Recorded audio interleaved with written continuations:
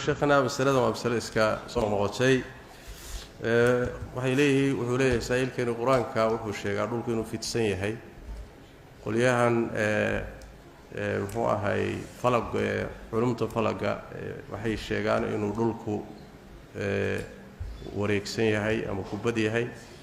marka la quraanku wuxuu sheegaa dhulku inuu fadhiyo iyaguna waxay leeyihiin dhulku waa socdaa marka maxaa say isu waafaqaysaa si kooban يا رب رجينا إن شاء الله تعالى الشيخين وجهه وجزاه الله خير.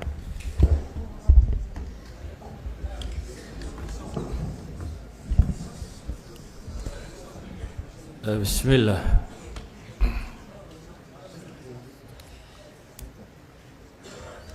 dhulku waa fidsan yahay waana kurawi labadaba way uu fidsan yahay daweydinka arka waa like a ball waliba waxay yidhaahdaan waa sida beedkoo kale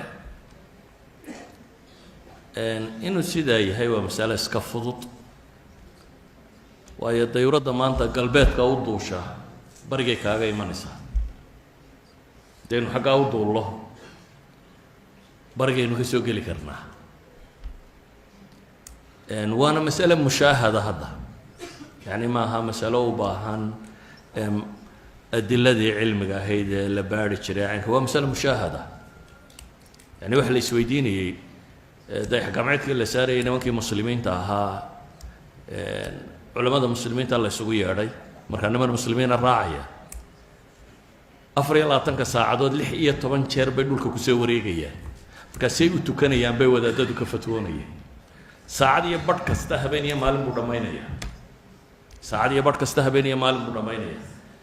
markaa saacad iyo badhka ma 5 salaadood baa la tukanayaa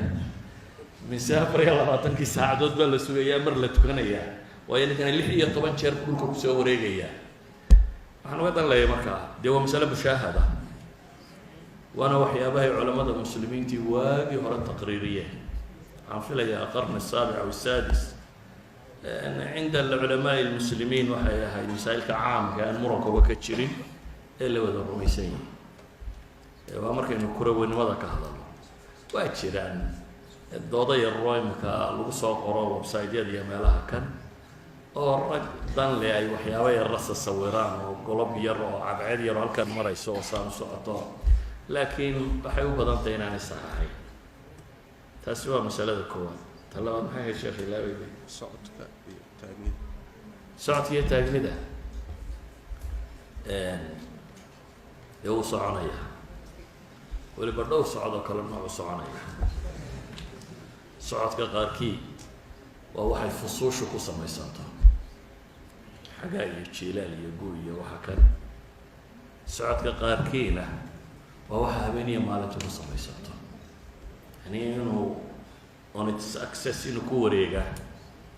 waa waxa keena habeeniya maalinta yukawiru leyla cala annahaar baa ilaahay tilmaamaya takwiirka ma taqaana takwiir alcimaama waa sidaa sheekhu imika u duubay markaad cumaamada saa u duubto ilaahay wuxuu leeyahay habeenkiiyo maalinkan isku duuban subxaana waa isku duuban yihin